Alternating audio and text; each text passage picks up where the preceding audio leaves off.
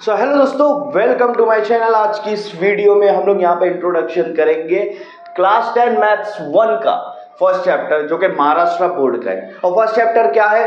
Linear equation in two variable. ये chapter क्या है और ये चैप्टर में हम क्या पढ़ेंगे और ये क्यों पढ़ेंगे, ये सारी चीजें इस वीडियो में आपको बताऊंगा। और यहां से हम लोग हर एक क्वेश्चन को सॉल्व करेंगे, तो जुड़ते रहना हमारी वीडियो के साथ। आपको सारे कंसेप्ट क्लियर होंगे धीरे धीरे, ठीक है? अगर आप सही से वीडियो को अगर आप पूरा देखोगे तो ठीक है। चलो शुरू करते हैं। सबसे पहला चैप्टर है हमारा linear equation in two variable. तो ये चैप्टर का नाम क्यों है और क्या है? देखो, यहाँ पे सबसे पहले आपको जानने की जरूरत होती है कि इक्वेशन किसको कहते हैं। इक्वेशन किसको कहते हैं मैथ्स में? कुछ यहाँ पे मतलब हार्ड नहीं है। मैथ्स क्या बोलता है कि अगर कोई दो टर्म्स है, कोई भी दो चीज है, उनको इक्वल करना है तो उसको एक इक्वेशन से लिखते हैं। इसको कहते हैं इक्वेशंस। कोई भी दो टर्म लिख रहे हो और उसके बीच में इक्वलिटी की साइन आ गई तो उसको हम कहते हैं इक्वेशन। मतलब ये टर्म और ये टर्म एक दूसरे के इक्वल हो गए। अब यहाँ पर कुछ भी आ सकता है, x is equal to y भी आ सकता है, x इज इक्वल टू 5 भी आ सकता है, y इज इक्वल टू 9 भी आ सकता है, कुछ भी आ सकता है। तो ये सारी चीजें क्या हो गई? इक्वेशंस हो गई, ठीक है? इक्वेशन समझ गए। अब इक्वेशन बहुत तरीके का होता है, लेकिन यहां पर जो हम लोग बात कर रहे हैं वो है लीनियर इक्वेशन।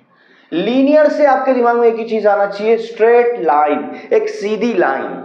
तो यहां पर आपको ये अभी तक के तो ये समझ में आ गया होगा कि यहां पर हम लोग लीनियर इक्वेशन क्या कर रहे हैं। हम एक स्ट्रेट लाइन की इक्वेशन की बात करेंगे। हम इक्वेशन लिखेंगे स्ट्रेट लाइन की। अब ये चीज समझ लो, इक्वेशन क्यों लिखा जाता है। बहुत बड़े बड़े प्रॉब्लम, वर्ड प्रॉब्लम को जब सॉल्व करते हैं तो वो इक्वेशन के जरिए ही सॉल्व होते हैं। इक्वेशन के जरिए ही सॉल्व होते हैं। अब मैं आपको अगर बताऊंगा ये क्या है तो आप बोलेंगे ये एक स्ट्रेट लाइन है, लेकिन जब उसको सॉल्व करेंगे, इसके बारे में आप पढ़ोगे तो उसको इक्वेशन में लिखना पड़ेगा। इक्वेशन में लिखना पड़ेगा। अगर मैं यहाँ पर लिखूंगा y is equal to mx plus c, अब पूछूंगा ये क्या है तो आपको नहीं पता, लेकिन ये भी क्या है? ये भी एक स्ट्रेट लाइन की इक्वेशन है। समझ में आ रही है बात? तो ये ज्योमेट्रिक में है, ये अलजेब्रा में है, ये हमारी इक्वेशन है। ये यूज होती है सॉल्व करने के लिए वर्ड प्रॉब्लम्स, बहुत सारे प्रॉब्लम्स, ठीक है? अब देखो, लीनियर इक्वेशन किसको कहते हैं? एक स्ट्रेट लाइन की इक्वेशन। किसकी? स्ट्रेट लाइन की इक्वेशन। क्या क्या होती है स्ट्रेट लाइन की इक्वेशंस? स्ट्रेट लाइन की इक्वेशन क्या होती है? लीनियर इक्वेशन क्या होती है? कैसे पहचानते हैं कि किसी चीज को कि ये लीनियर इक्वेशन? सिंपल सी बात है, मैं यहाँ पर इस लीनियर इक्वेशन का जनरल फॉर्म लिख के बताता हूँ आपको। जनरल फॉर्म, लीनियर इक्वेशन का जनरल फॉर्म क्या होता है? ax plus b y is equal to c, जो हम लोग पढ़ रहे हैं टू वेरिएबल वाला, ये उसका जनरल फॉर्म है। अब आप बोलोगे ये क्या है? ये जनरल फॉर्म है। यहाँ पे ए बी सी ये तीनों कांस्टेंट होते हैं। कांस्टेंट मतलब यहाँ पर कोई भी आप नंबर ले सकते हो ए बी सी की जगह पर, लेकिन यहाँ पे एक्स और वाई ये होते हैं वेरिएबल्स। ये क्या होते हैं? वेरिएबल्स होते हैं। और यहाँ पे हम दो वेरिएबल इस्तेमाल करे हैं।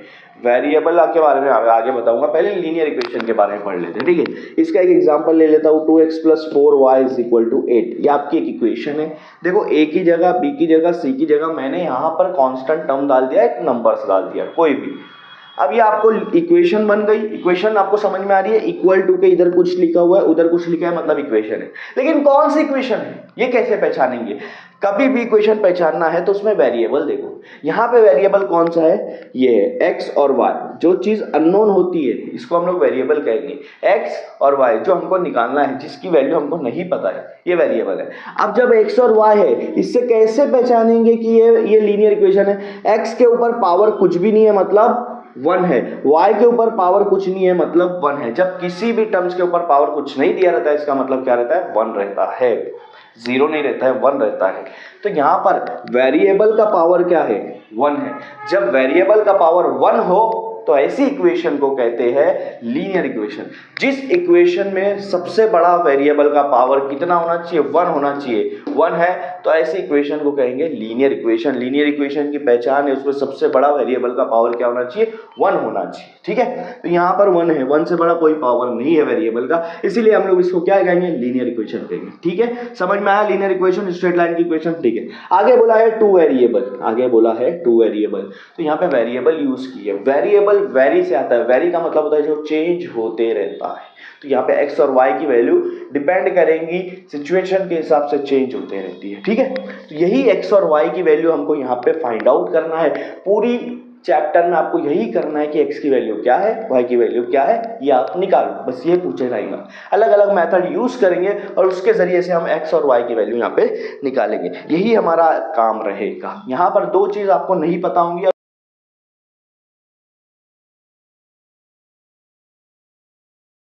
वेरिएबल की तरफ जाते हैं, वन वेरिएबल की तरफ जाते हैं। Linear equation in one variable आपने 8 में पढ़ा होगा, linear equation in one variable. Example दूंगा दोनों का, वन वेरिएबल का भी, टू वेरिएबल तक का भी, ताकि आप समझ जाओगे कि क्या होता है वन वेरिएबल, क्या होता है टू वेरिएबल। ठीक है, बहुत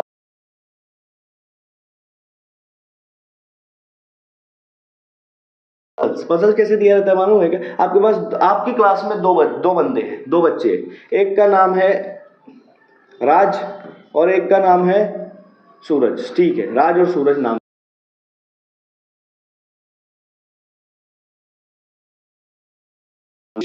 को प्लस करेंगे तो आएगा 30। कितना आएगा? 30।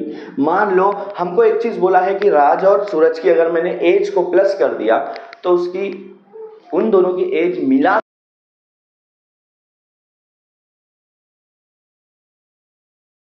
पता है, बस ये पता है कि इन दोनों को जब प्लस कर दूंगा तो मेरे को क्या मिलेगा? 30 मिलेगा। ठीक है, इससे आप निकाल सकते हो कि राज और सूरज की एज, एग्जैक्ट एज नहीं निकाल सकते हो, क्योंकि आपको, आपके पास आधी इंफॉर्मेशन है। वो तो क्या हो सकती है राज की एज? एक भी हो सकती, इसकी 29 भी हो सकती।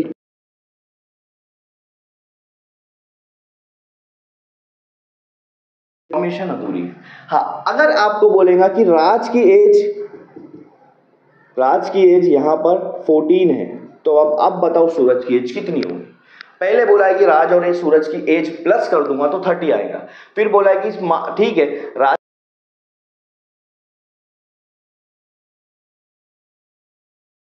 की कितनी, सूरज की 16, क्योंकि 14 प्लस 16 कितना होता है? 30 होता है। तो यहां से पता चल जाएगा कि सूरज की एज कितनी आएंगी?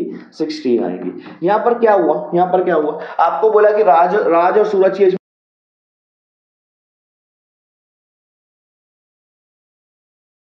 14, सूरज की एज आपको नहीं पता थी, जिसको मैं x लिख दूंगा। जब मैथ्स में कोई चीज नहीं पता होती तो x लिखते, और इन दोनों को मिला के 30 है, इन दोनों को मिला के 30 है। राज की एज प्लस सूरज की एज इज इक्वल टू 30, जिसमें राज की एज पता है। तो ये देखो एक इक्वेशन बन गया, आपको दिख रहा है ना इक्वेशन? हाँ, इक्वल टू के दोनों साइड कुछ ना कुछ लिखा है। ठीक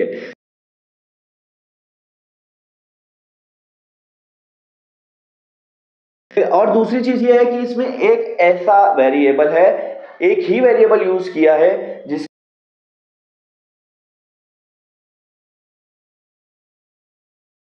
एक चीज ऐसा है जिसकी वैल्यू नहीं पता है। जब एक इक्वेशन में एक वेरिएबल दिया रहता है, उसकी चीज नहीं पता होती है, तो वो आसानी से निकल जाता है। कैसे? ये 14 उधर ले जाएगा,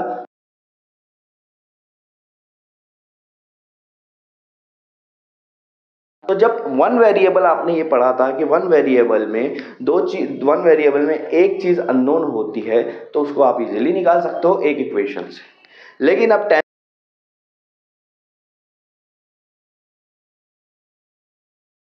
को नहीं पता होंगे। अब बोला रहेगा कि राज की एज और सूरज की एज मिला,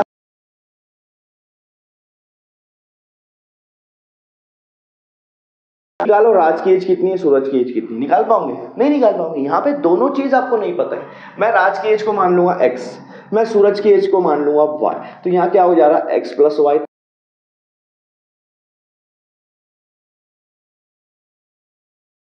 कहीं नहीं पता है हमें, ना राज की एज पता है, ना सूरज की एज पता है। ठीक है, लेकिन दोनों को मिला के 30 हो रहा है। ऐसा आपको इक्वेशन दिया है। जब भी दो चीज नहीं पता होती है तो उसको पता करने के लिए दो इक्वेशन लगती है। एक चीज नहीं पता है तो उसको पता करने के लिए एक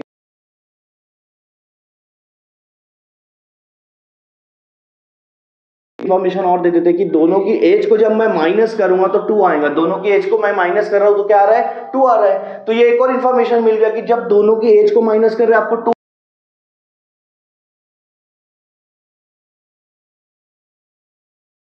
और दूसरी इक्वेशन आपको नीचे वाली। अब दो चीज जब अननोन होती है, दो वेरिएबल जब नहीं पता होता है, तो उसको सॉल्व करने के लिए दो इक्वेशन लगती है। इसलिए हम लोग यहां पर दो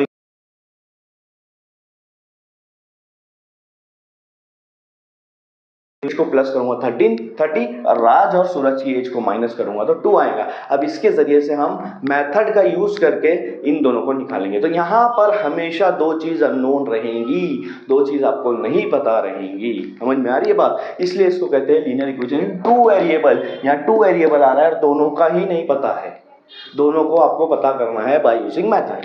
अब कौन कौन सी मेथड यूज होगा जिससे आप पता करेंगे? यहाँ पर 3 मेथड यूज किया है आपके 10th के सिलेबस में।